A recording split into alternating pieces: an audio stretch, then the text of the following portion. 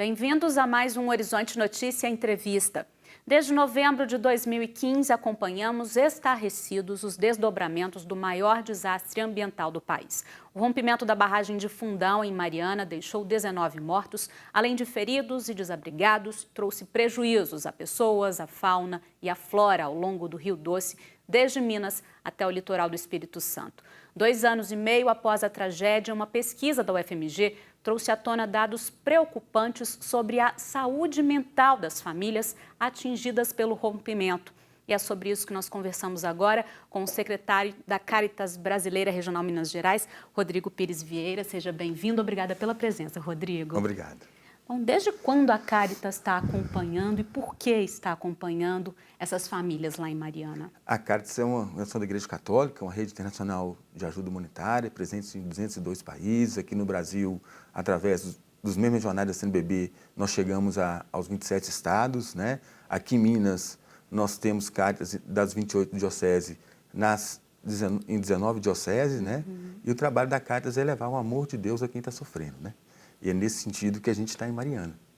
Porque Tem quanto tempo vocês estão acompanhando essas famílias lá? nós estamos desde outubro de 2016 lá acompanhando, né? Nós estamos desde o crime, mas mais, digamos assim, mais oficialmente, né? Com a equipe liberada para trabalhar desde outubro de 2015. Como é que é o trabalho de vocês lá? Que tipos de profissionais acompanham essas famílias lá pela Caritas? Então, nós temos uma assessoria técnica, que a gente chama, né, prevista na ação civil pública, né, o Ministério Público com a ação civil, através do promotor Guilherme Meneguin, que falava que os atingidos de Mariana teriam que ter assessoria técnica de confiança deles, e o Ministério Público apresentou a Caritas, e a Caritas foi construindo com os atingidos digamos assim, um programa de acompanhamento, né, aos atingidos, muito no sentido da reconstrução de Bento Rodrigues, Paracatu de Baixo, mas também de muitas casas em Borbas, Pedras, Ponte do Gama, Campinas, são outras comunidades atingidas. A gente vai falar só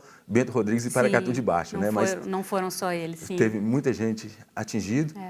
E esse programa, ele vai no sentido de reconstruir as comunidades e no sentido de reparação e indenização, né? É lógico que indenizar plenamente não tem como, né?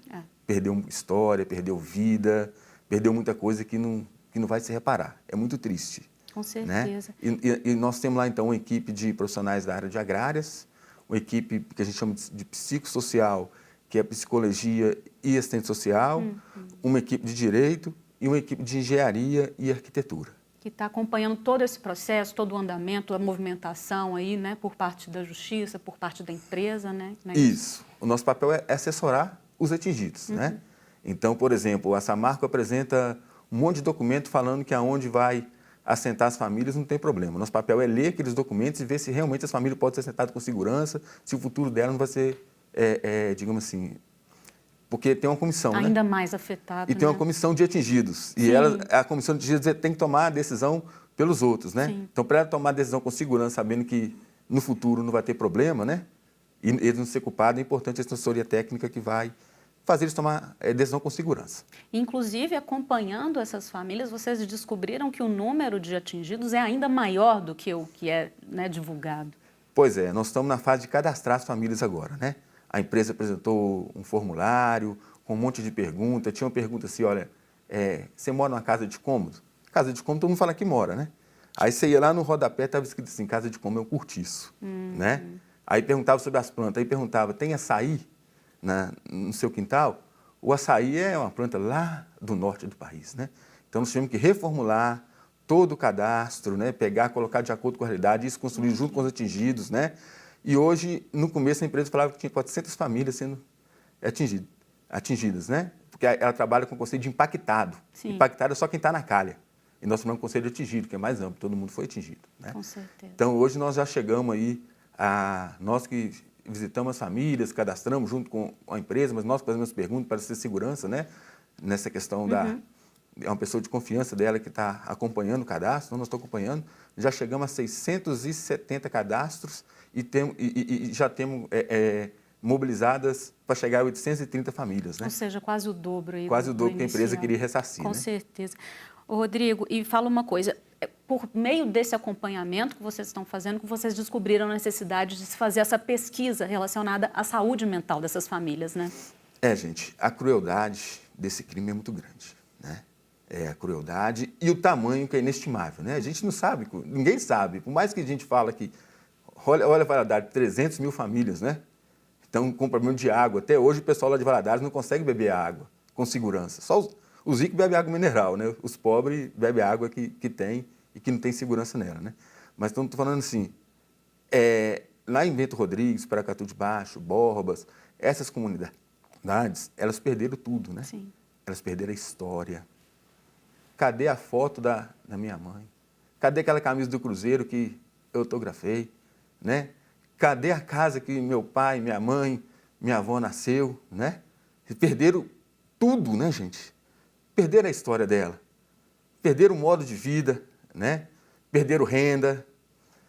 Então, muitas do trabalho, né, que tinham ali de plantações, etc, né? Por exemplo, às vezes a família está morando na cidade hoje, ela vai comprar um pé de alface, isso é uma dor para ela, porque ela plantava. Ela vê o pé de alface a R$2, R$3, dá uma dor no coração dela. E isso traz consequências muito graves para a saúde mental, que foi o que essa pesquisa acabou descobrindo, né, Rodrigo? Pois é, nós fizemos uma pesquisa lá, né, os dados são importantes, né, foi abordada 479 famílias e entrevistada 271, 64% dos entrevistados foram mulheres, né? Um dado simples, 50% das pessoas têm problema de sono. Metade dos entrevistados tem problema para dormir. Eles falam então do barulho lá, sabe? O barulho é a lama chegando. Eles falam que esse barulho, para eles, até hoje está na cabeça deles. Tá? E às vezes à noite eles acordam com esse barulho. Eles chamam de barulho o que aconteceu, porque foi muito marcante e forte. Com certeza. Depressão, né?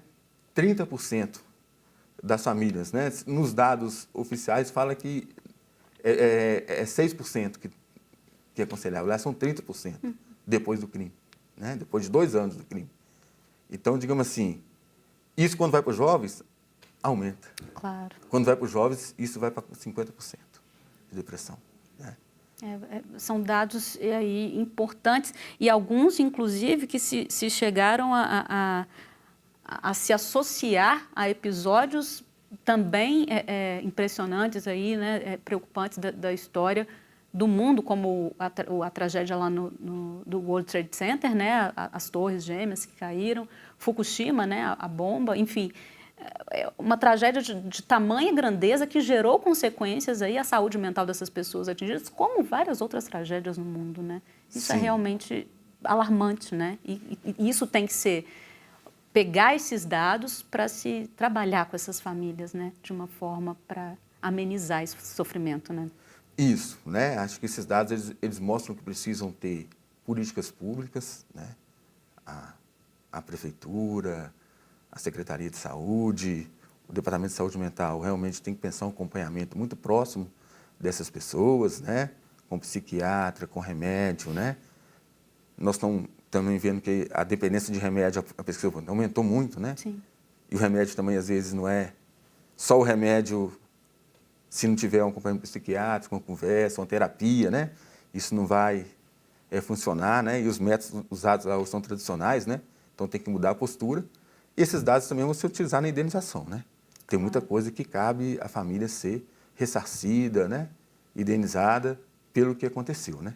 Agora, você falou um outro dado importante, que o número de pessoas com depressão, estresse pós-traumático, sintomas aí da questão da ansiedade, crianças e jovens, né, com isso, que tem que ser tratadas para não levar isso para a vida adulta e acabar, né, isso virando uma bola de neve, né?